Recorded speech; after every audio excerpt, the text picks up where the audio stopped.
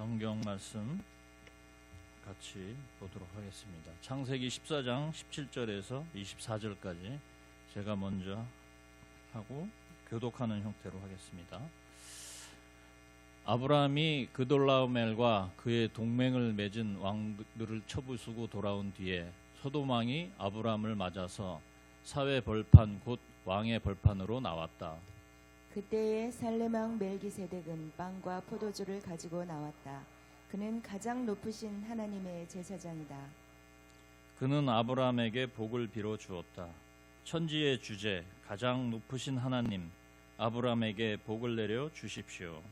아브라함은 들으시오. 그대는 원수들을 그대의 손에 넘겨주신 가장 높으신 하나님을 찬양하시오.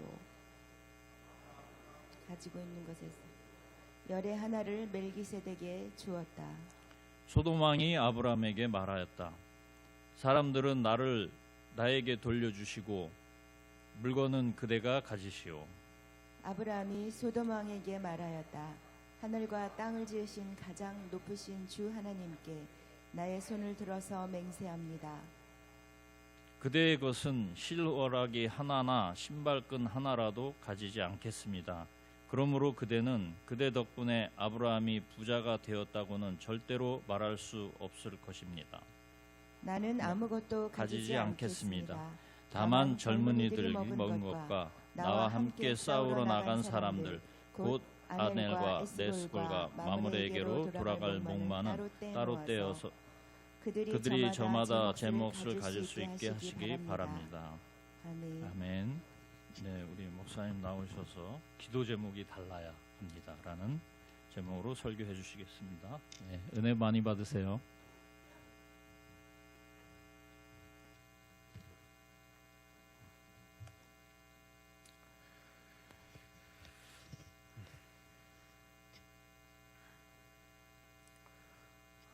네, 평소에 새벽을 깨우지 않던 분들에게는 이 특세는 3일차가 항상 제일 고비입니다.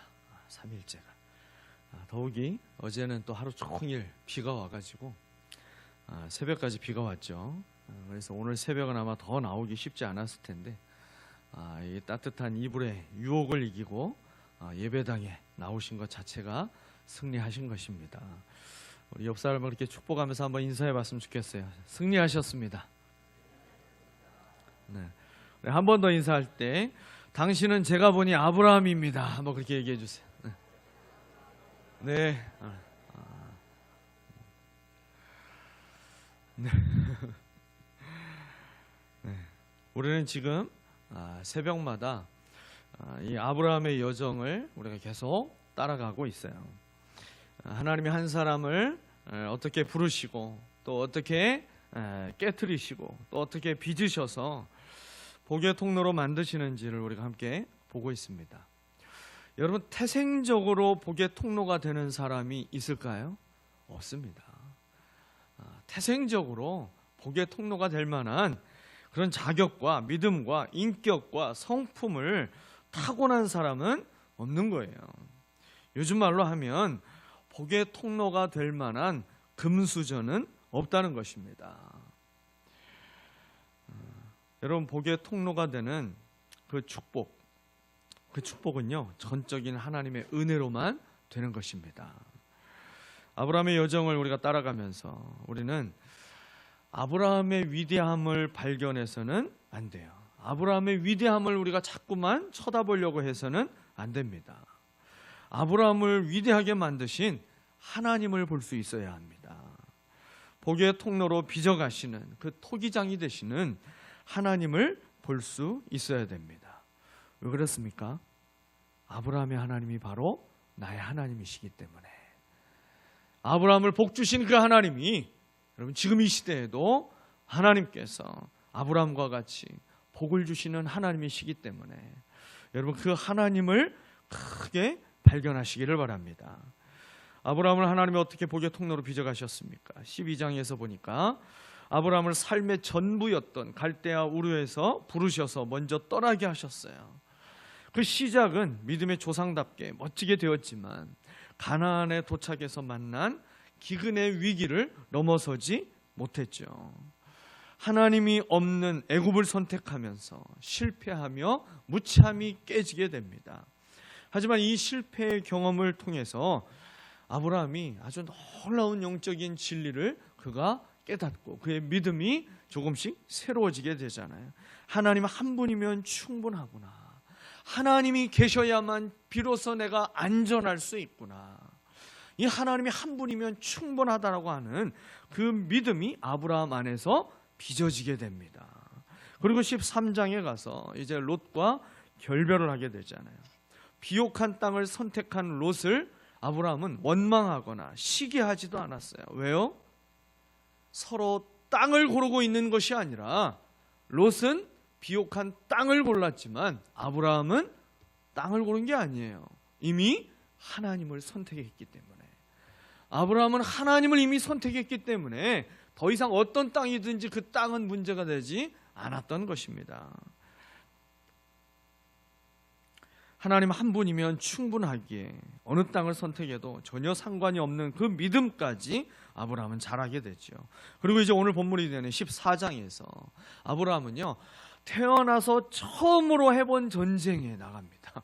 태어나서 처음으로 이제 전쟁이라는 것을 아브라함이 이제 하게 되는데요. 그 전쟁에서 하나님의 도우심으로 승리를 경험하게 되죠.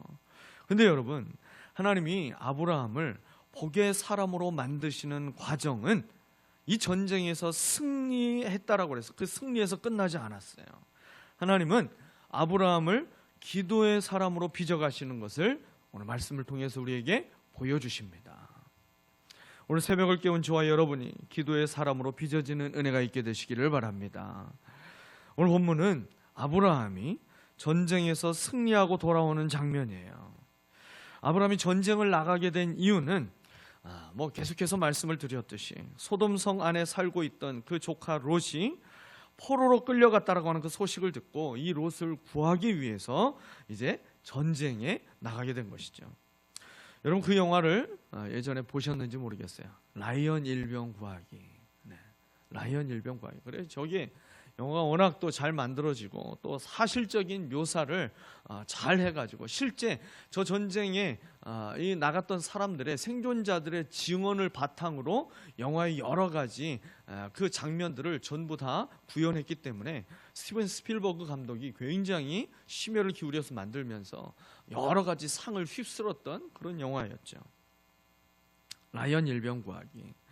이 영화는요, 2차 세계대전 그 전쟁의 판도를 바꾸었던 노르망디 상륙 작전을 배경으로 하고 있는 실화를 그리고 바탕으로 하고 있는 영화입니다.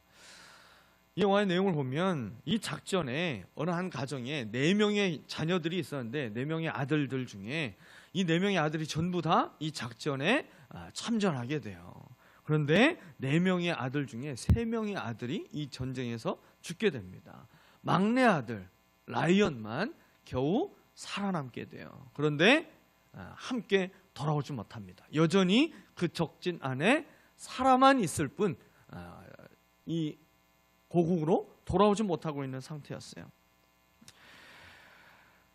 3명의 아들이 전사했다라고 하는 소식을 그 부모에게 이제 전하게 되죠.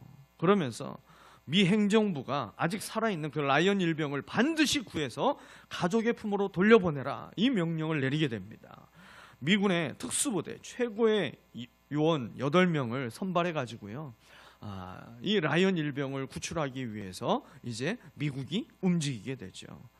그 과정 속에서 여러 군인들의 희생을 통해서 결국 라이언 일병을 구출해내고요, 명령대로 가족의 품에 그의 막내 아들인 라이언 일병을 이제 그 부모의 품에 안기게 되는 그런 내용이에요. 근데 마치 이 영화처럼 아브라함은요, 그 조카 롯을 구하기 위해서 동방의 4나라의 연합군과 전쟁을 하게 됩니다. 사실 이 전쟁은요, 상식적으로 말이 안 되는 전쟁이죠. 아브라함이 상대하고 있는 그 군대는요, 이미 이 팔레스타인 지역에 있었던 5나라의 연합군을 물리친 군대입니다. 엘라망 그돌라오멜이 이 우두머리가 돼서 연합을 하고 있는 이 4개국 연합군이 팔레스타인 지역의 5개국 연합군을 무참히 다 짓밟아버린 아주 강력한 군대예요. 메소포타미아 문명을 배경으로 가지고 있는 그 군대가 쳐들어와서 다 무찌른 것입니다. 그럼 그들이 가지고 있는 무기는 최신 무기이고요. 그들은 전쟁의 잔뼈가 굵은 군인들로만 구성되어 있는 군대예요. 그런 군대를 상대로 전쟁을 한 번도 해보지 않았던 그 아브라함이 지휘관이 되어서 자기 집에서 훈련된 종들을 데리고 조카를 구하겠다라고 전쟁을 하러 간 것입니다. 여러분, 만약에 여러분 주변에 그렇게 지금 전쟁하겠다고 나가는 사람이 있으면 여러분 그 뒤에서 뭐라고 얘기하겠어요? 야, 저 사람 정말 대단하다. 뭐 그 사람에 대해서 긍정적으로 우리가 생각하고 긍정적으로 우리가 얘기를 하겠습니까? 아마 대부분 그렇게 얘기할 거예요. 참 무모한 도전을 한다. 저 사람도 불쌍해서 어쩌냐. 주인 잘못 만나가지고 저거 다 죽게 생겼다. 저 생떼 같은 사람 318명이 저 아브라함 따라가가지고 전부 다 죽게 생겼네. 큰일 났네. 저거 승산이 0.0000001%도 안 되는 그 전쟁인데 저거 그게 계산이 안 되나? 참 답답하네. 여러분 그 생각 들지 않으시겠어요? 뒤에서 분명히 그런 말을 우리도 하게 될 것입니다. 여러분 아브라함도요 생각이 있죠. 아브라함도 인간적인 계산을 해보면 전혀 승산이 없다라는 것 아브라함이 몰랐을까요? 알았죠. 그러나 사람들의 계산 속에만 있었고 아브라함의 계산은 사람들의 계산에는 빠져 있었고 아브라함의 계산에만 들어가 있는 한 가지 부호가 있어요. 사람들은 보지 못했던 그 한 가지 부호가 아브라함의 계산 속에는 들어가 있습니다. 그게 뭐냐면 무한대라는 거예요. 무한대. 여러분 무한대라고 하는 이 부호 앞에 세상에 어떤 큰 숫자를 갖다 놔도 그 무한대 앞에서는 먼지보다 작은 숫자에 불과한 것이죠. 아무리 상대가 큰 숫자라 할지라도 여러분 아브라함이 상대해야 할 그 군대의 숫자를 우리가 그냥 그게 한번 비유로 1억이라는 숫자를 그 앞에다가 갖다 놓고 아브라함은요 그 1억이라는 숫자 앞에서 자기와 318명의 그 군사를 아무리 최종의 군대라고 그가 자부하면서 그 앞에 세워놔도 1억에 비하면 1도 안 되는 숫자가 될 거예요.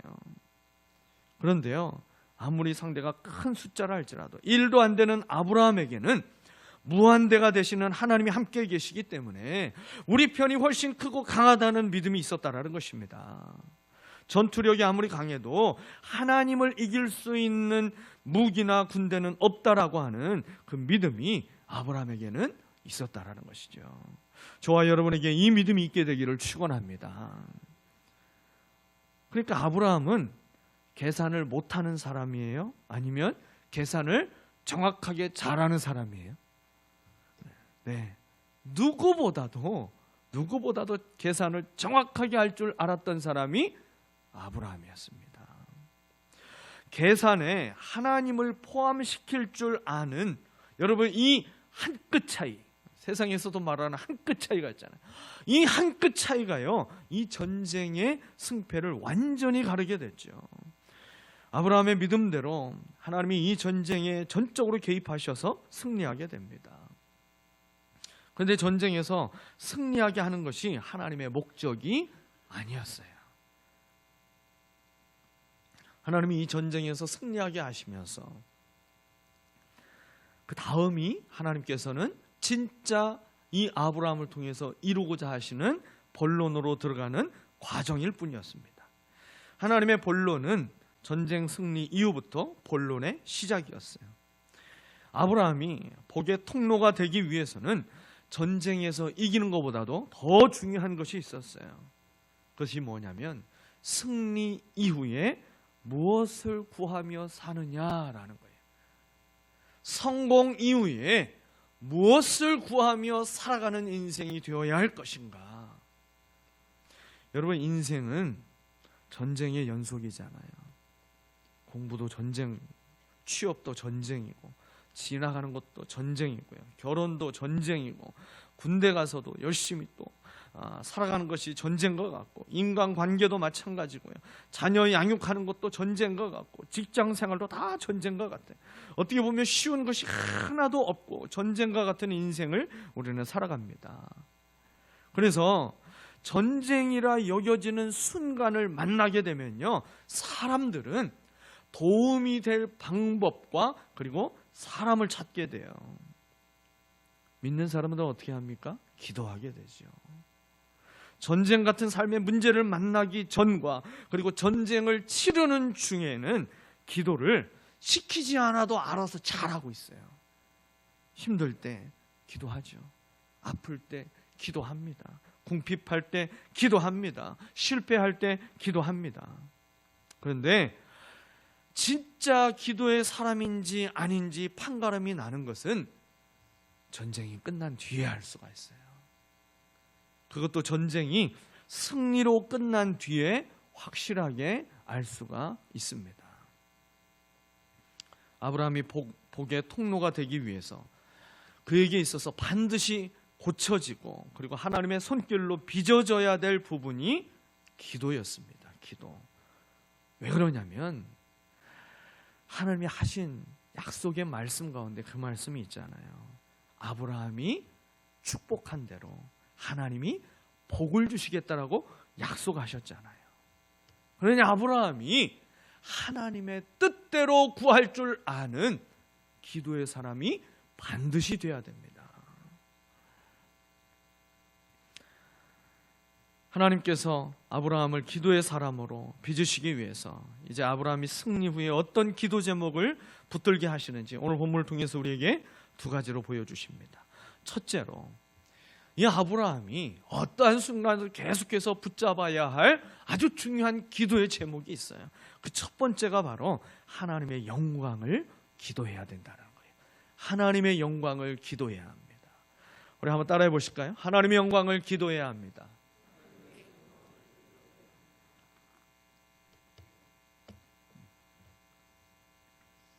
승리하고 돌아오는 이 아브라함을 맞이하는 두 왕이 등장을 하게 되죠. 하나는 소돔 왕이었고 또 한 사람은요, 구약에 아주 잠깐 나타나는 아주 신비한 인물 중에 한 사람인 이 살렘 왕 멜기세덱입니다. 멜기세덱. 이 멜기세덱은요, 두 가지 직분이 동시에 있었던 사람으로 지금 성경은 묘사하고 있어요. 살렘의 왕이면서 동시에 뭐라고 그랬어요? 제사장이라고 그랬어요. 제사장. 참 신비한 인물이에요. 어디서 이 사람이 갑자기 나타났는지 뭐 배경도 전혀 설명이 된 게 없어요. 근데 이 멜기세덱에 대해서 히브리서에서 이야기를 하고 있습니다. 히브리서 7장을 보게 되면 이 멜기세덱에 대해서 여러 가지로 길게 설명을 하고 있는데요, 이걸 전부 다 한마디로 요약을 하면 구약에 나타나신 예수 그리스도, 구약에 나타나신 예수 그리스도, 그분이 바로 이 멜기세덱이라는 그 실체에 대해서 히브리서에서 이야기를 하고 있는 것이 볼 수가 있어요. 이 살렘 왕 멜기세덱이 소돔 왕이 이 아브라함과 대화하기 전에 먼저 말을 겁니다. 먼저 소돔 왕을 먼저 만난 것이 아니라 이 살렘 왕 멜기세덱이 먼저 아브라함에게 이야기해요. 그리고 이 멜기세덱을 통해서 아브라함이 어떤 것을 기도 제목으로 붙잡아야 할지 하나님이 가르쳐 주십니다. 멜기세덱이 아브라함을 만나기 위해 나왔을 때 그가 가지고 온 것이 있었죠. 뭘 가지고 왔어요? 빵과 포도주였어요. 떡과 포도주입니다. 여러분, 이건 단순한 음식이 아니죠. 구약에 나타나신 예수 그리스도라고 그랬어요. 그러면 이 떡과 포도주가 뭐가 되겠어요? 예수 그리스도의 살과 피를 상징하는 것이 떡과 포도주이잖아요. 이 떡과 포도주를 가지고 와서는 이제 아브라함을 축복하며 기도하기 시작합니다. 그 기도의 내용이 뭐였어요? 천지의 주제, 가장 높으신 하나님 아브라함에게 복을 내려 주십시오. 그리고 나서 이제 그 뒤에 아주 중요한 얘기를 하는 거예요. 아브라함은 들으시오. 그대는 원수들을 그들의 손에 넘겨주신 가장 높으신 하나님을 찬양하시오.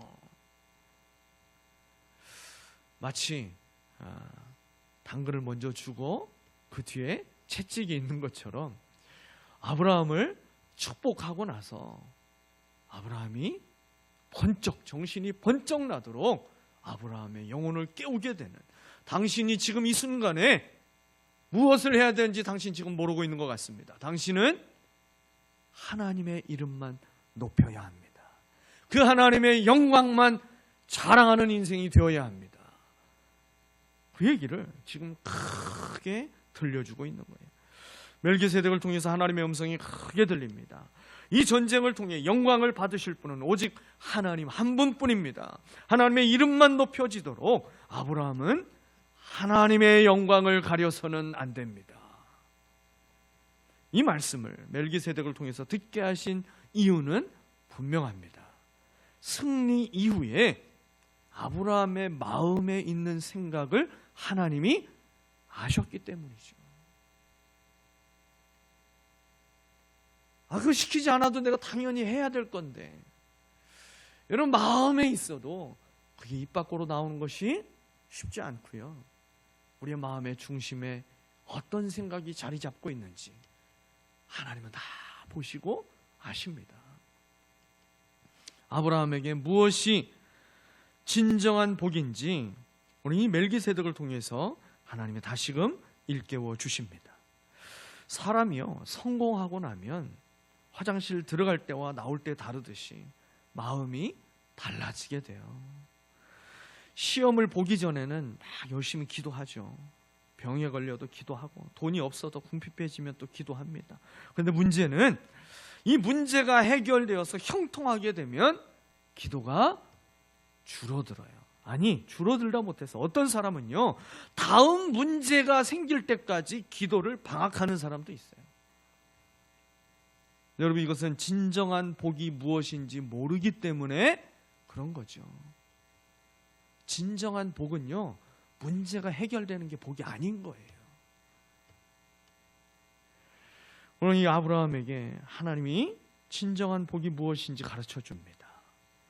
그의 인생에 정말 어마어마한 재물이 이 아브라함에게 지금 한순간에 있게 됐잖아요. 진정한 복은 전리품이 아니라는 거예요. 진정한 복은 하나님을 아는 것이 바로 진정한 복이라는 것입니다. 하나님 한 분이면 충분합니다 라고 그렇게 깨달았던 이 아브라함의 믿음이 진정성이 있는 믿음인지 하나님께 보여드릴 수 있는 기회가 되었다라고 멜기세덱을 통해서 말씀하시는 것입니다. 아브라함의 눈에 보이는 엄청난 재물과 그리고 하나님의 영광 중에 어느 것이 더 가치 있는 것인지 선택해야 된다라고 말하고 있는 것입니다. 아브라함은 멜기세덱을 통해서 그의 믿음의 태도를 어떻게 해야 될지 이제 결정하게 됩니다.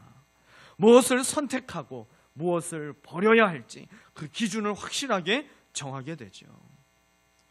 어떤 상황과 환경 속에서도 여러분 반드시 붙잡아야 할 기도 제목이 무엇인지 오늘 우리에게 발견하게 하십니다. 그 기도 제목이 뭐예요? 하나님의 영광입니다. 하나님의 영광. 여러분, 하나님의 은혜로 사는 자는 생명으로 여기고 놓치지 말아야 할 기도의 제목이 바로 하나님의 영광입니다. 우리의 기도에는 이 기도 제목이 항상 있습니까? 여러분, 기도의 제목이 이제는 달라져야 합니다. 하나님의 은혜를 경험할수록 나와 자녀들이 성공의 자리에서 하나님을 잊지 않게 해주세요. 하나님께 영광을 돌리느라고 자신이 박수 받는 것은 아예 잊어버리게 해주세요. 여러분, 적어도 우리가 이런 기도 제목을 가지고 하나님 앞에 매일매일 나가야 된다라는 거예요. 멜기세덱을 통해서 기도 제목을 단단히 붙잡은 이제 아브라함이 그 뒤에 소돔왕을 만나게 되잖아요. 그리고 소돔왕이 제안했던 재물은 당신이 가지고 백성들만 돌려달라고 하는 그 제안을 고민도 하지 않고 거절하게 됩니다. 뭐라고요? 잠시 고민하지도 않아요.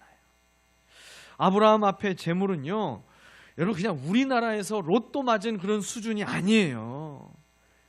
우리나라 로또는 뭐 1등을 해봤자 그 1등이 한 사람이 당첨되는 것도 아니고 여러 명이 당첨돼가지고 그거 나누니까 한 사람이 뭐 많아야 20억에서 30억 되더라고요. 근데 미국에 슈퍼 로또가 있잖아요. 파워볼. 여기에서 1등 된 사람, 제가 한번 보니까 2022년 12월인가요? 그때 1등에 당첨된 한 사람이 있더라고요.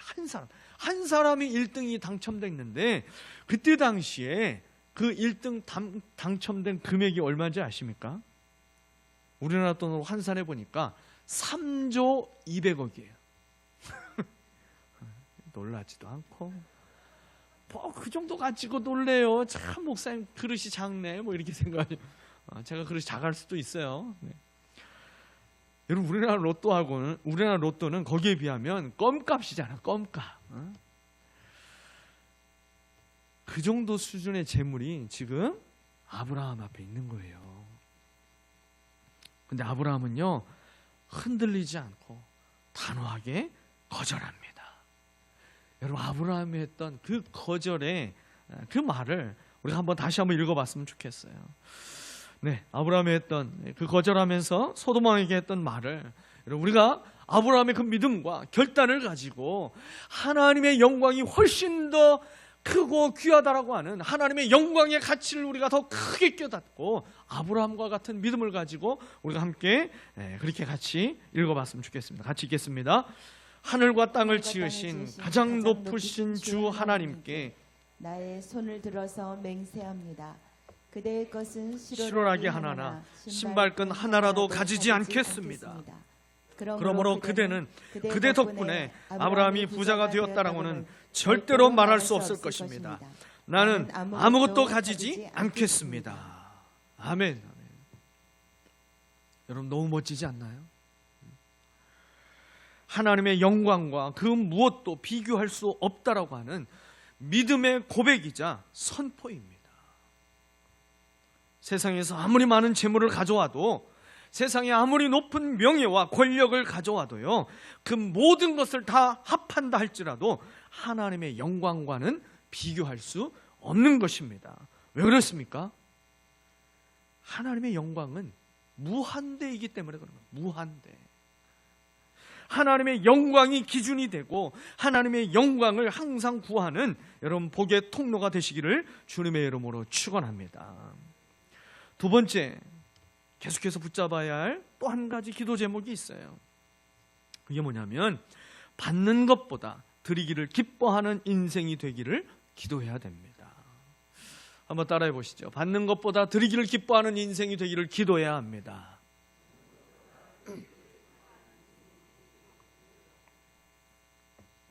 멜기세덱의 축복을 들은 아브라함이 즉시 반응하잖아요. 참 아브라함의 좋은 장점 중에 하나예요. 그가 하나님께 참 복의 통로로 쓰임 받을 때 그가 가지고 있던 참 신앙의 장점 중에 하나가 이거더라고요. 하나님 말씀이 하나님의 음성으로 들려지면 그러면 즉시 순종합니다. 즉시 순종해요. 멜기세덱을 통해서 당신 하나님의 이름만 찬양하십시오. 그랬더니 그가 크게 깨닫고 이제 소돔 왕 앞에서 그가 하나님의 이름을 찬양하죠. 그러면서 이 멜기세덱의 축복을 들은 아브라함이 성경 최초의 11조를 드리는 모습을 보여주게 됩니다. 아브라함이 드린 11조 세 가지 특징이 있어요. 첫 번째, 자발적인 11조였고, 두 번째, 기쁨으로 드린 11조였어요. 세 번째, 즉시 드리는 11조였습니다.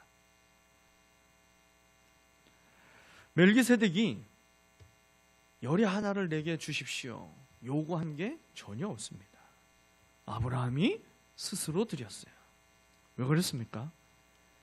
하나님께 받은 은혜가 너무 컸기 때문에 그런 거예요. 하나님께 받은 은혜가 너무 크게 깨달아지니까 아무것도 아닌 나에게 계산할 수 없는 위대한 승리를 주신 하나님의 은혜가 너무 크게 깨달아졌기 때문에 그 은혜를 주신 하나님께 감사의 마음을 담아서요 10분의 1을 떼어서 드리는 거예요. 여러분 예배가 뭐라고 생각하십니까? 예배. 예배는요, 하나님의 은혜에 인간의 응답이 서로 만나는 것, 이게 예배입니다. 우리에게 은혜를 베풀어 주신 그 하나님과 그리고 그 은혜를 경험한 하나님의 사람들이 하나님 앞에 그 은혜에 대한 감사의 응답이 함께 만나는 자리, 그 자리가 바로 예배의 자리입니다. 우리가 하나님 앞에 말로 감사할 수도 있겠죠. 하나님 감사합니다. 모든 거 하나님이 하셨습니다. 모든 것이 하나님의 은혜입니다. 그런데요, 그 말의 진정성은 우리의 마음이 담겨져 있는 물질을 통해서 하나님께 고백할 때 여러분 진정성이 있는 고백이 되는 거잖아요. 그래서 11조는요, 돈을 드리는 게 아닌 거예요. 마음을 드리는 것입니다. 하나님을 향한 믿음의 고백을 드리는 것이 11조인 거예요. 여러분, 우리가 은혜를 사모하며 그리고 우리에게 은혜를 베푸신 하나님 앞에 감사한다라고 한다면 여러분, 하나님 앞에 마음을 정말 보여드리며 우리의 마음에 있는 그 믿음이 하나님을 향한 진정성이 있는 믿음이라고 여러분 우리가 보여드릴 수 있어야 되지 않겠습니까? 의무가 아니라 자원함으로 그 은혜에 대한 응답으로 드렸어요. 기쁨으로 드렸습니다. 여러분, 이것이 우리의 기도 제목에 항상 들어있어야 합니다. 여러분, 받는 것 기쁘죠. 행복한 일이죠. 그런데요, 내가 주고 싶은데 줄 게 없어서 안타까워하다가 이제 내가 좀 모든 것이 다 잘 풀려가지고 이제 나도 무언가 줄 수 있는 사람이 되었을 때, 그래서 누군가에게 무언가를 베풀고 살아가는 인생이 되면요, 내가 받을 때보다도 줄 때 훨씬 더 크고 행복함을 느끼게 되잖아요. 우리가 받는 것 기쁘고 행복한 일이지만 주님이 주신 은혜가 크게 깨달아져서 이제는 내가 그 주님을 위해서 드리는 것이 기쁨이 되는 인생, 여러분 그것이 훨씬 더 행복하고 하나님의 은혜를 더 풍성하게 누리게 되는 길이 되는 것을 믿으시기를 바랍니다.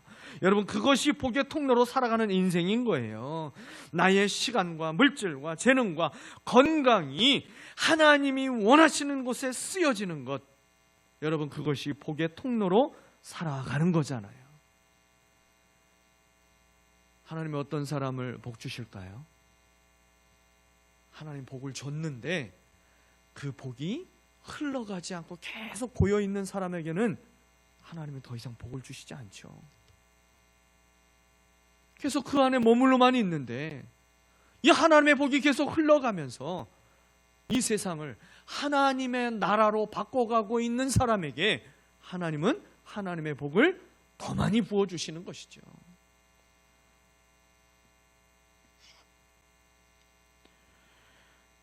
우리에게 주신 모든 것으로 하나님이 원하시는 곳에 쓰여지는 것, 그것이 복의 통로입니다. 여러분, 그런 인생을 우리가 어떻게 살아갈 수 있을까요? 내가 결단한다고 그것이 쉽게 될까요?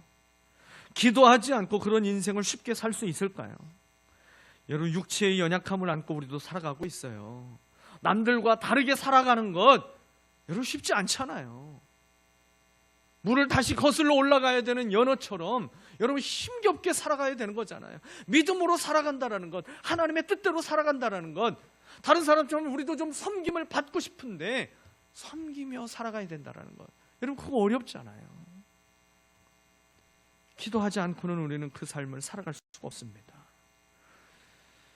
우리의 기도에 항상 머물러, 우리가 그 기도가 우리의 기도에 항상 머물러 있을 때에 여러분 주님을 닮은 섬김의 삶을 살아갈 수 있도록 은혜를 더 풍성하게 채워주시고, 할렐루야, 건강을 더 채워주시고, 할렐루야, 믿음과 필요한 물질도 주님이 채워주시고요, 돕는 사람도 붙여주시고요, 사람이 미워지지 않도록 우리의 마음도 지켜주시고요, 영혼을 향한 아버지의 마음도 우리에게 부어주시고, 재능과 은사도 더해주셔서 마음껏 기쁨으로 섬기는 복의 통로가 되게 하실 줄 믿습니다.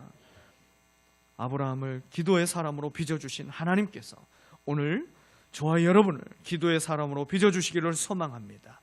하나님의 영광을 구하는 기도, 하나님께 받는 것보다 하나님께 드리기를 기뻐하는 인생이 되기를 구하는 이 기도 제목을 여러분 우리가 항상 붙잡고 살아가는 기도의 사람이 되시고 복의 통로가 다 되시기를 예수 그리스도의 이름으로 축원합니다.